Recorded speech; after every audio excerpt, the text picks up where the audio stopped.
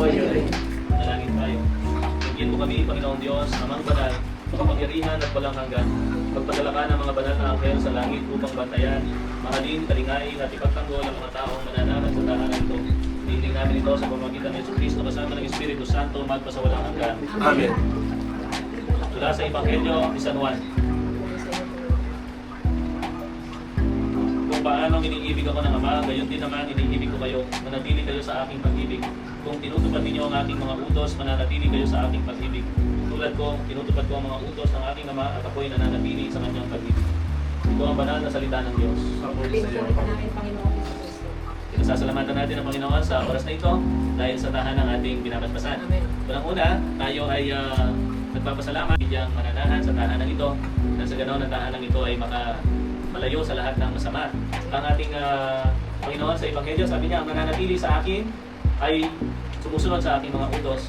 So ang unang-unang nagbabasbas at nagkakaloob ng biyaya sa isang lugar at sa isang pamilya ay ang pag-ibigan ng pamilya. Kung kahit isang drum ng holy water ang ibuhos natin dito sa bahay na to, kung ang mga nakatira dito ay hindi nagmamahalan, walang pagkakaunawaan, hindi nananahan ng Diyos, wala rin mangyayari sa ating ginagawa. Kaya ang presensya ng Diyos ang nagbibigay ng kapanatagan at kapayapaan sa lugar na ating binabasbasan. Nawa ang pamilyang mananahan dito ay pamilyang mabubuhay sa pag-ibig at pananatili sa Kanya. Kaya manalangin tayo sa Panginoong Diyos upang Kanyang pagpalain at pagkalooban ng kapayapaan ng tahanan ito. Sa ang ating itutugon, Panginoon, digdin mo kami.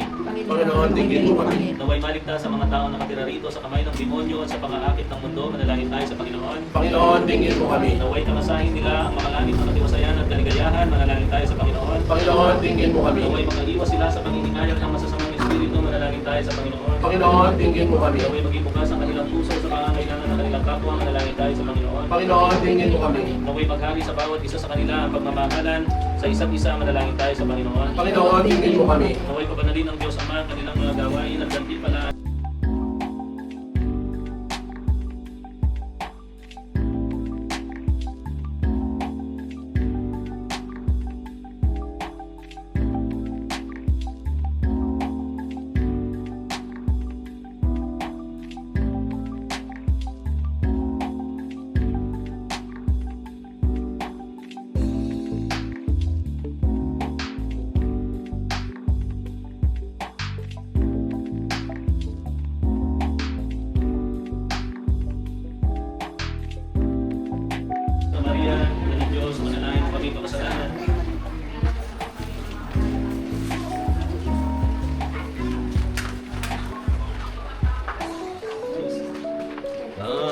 Holy Spirit, we need you. Come, Holy Spirit, we pray. Come with your strength and your power. Come in your own special Lord, let your spirit be power.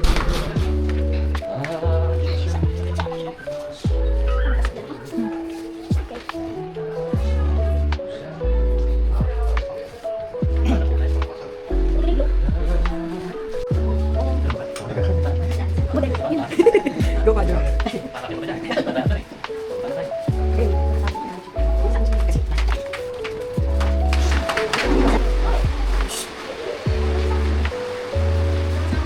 Pamilya.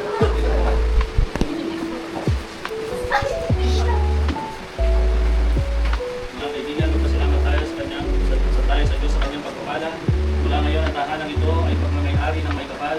Dahil dito siya ang magkakalinga nito. Si Jesucristo na naging tao alang-alang sa atin. Mula ngayon, ang tahanan nito ay natapakan na magpakailanman sa matagumpay na tanda ng krus.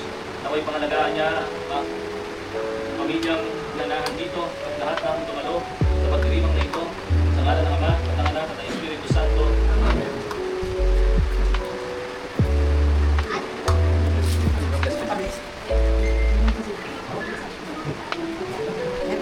Sa ngalan ng Ama, sa Anak, at ng Espiritu Santo. Hagis. Kaya sa kapalo.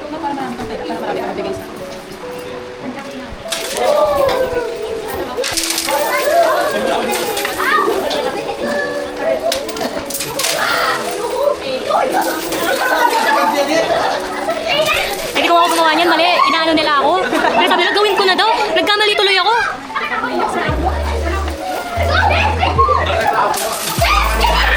Uy! Ano, tayo nakuha ng ulam.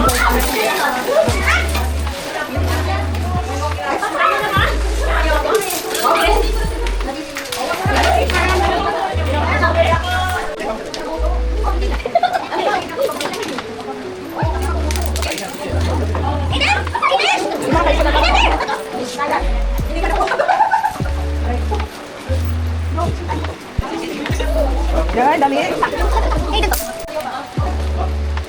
Wow.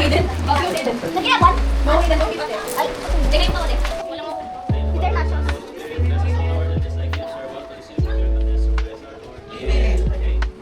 Let's eat.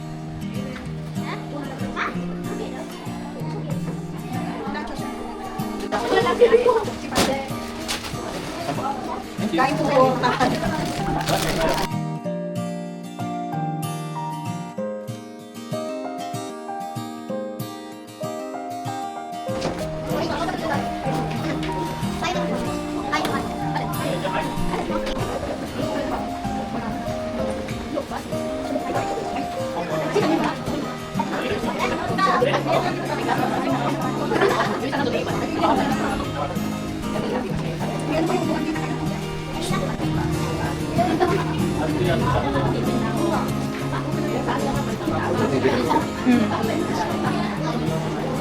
Tingin na.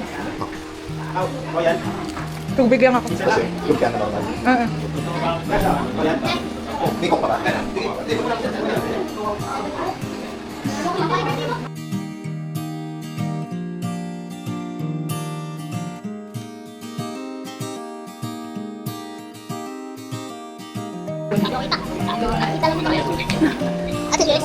Babalik ako.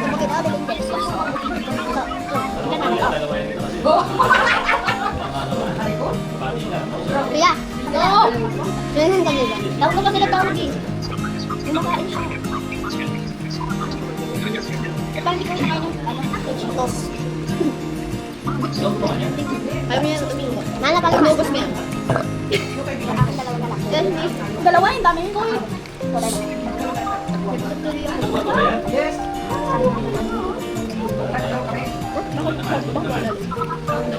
Lapit ka naman sa'yo. Lapit ako mag-8. Dapat ang doon yung ano, yung nag-ano, pare-pares kulay, pwede kita na yun. Lapit ako mag-8, diba? Kala ko dress code. Hindi. Ay, ano yung dress code? Yung ano, Lapit na ako mag-8. ano yun eh, kami wala doon. Di ba 8? 8 ka na eh. Lapit pa lang ako. Konti lang. Alam ko sa birthday ni Lucas? Ang lalo na. Malapit na tayo mag-8. Sabi na sa tapos sabi. Bag pa lang siya, malayo din. Ha?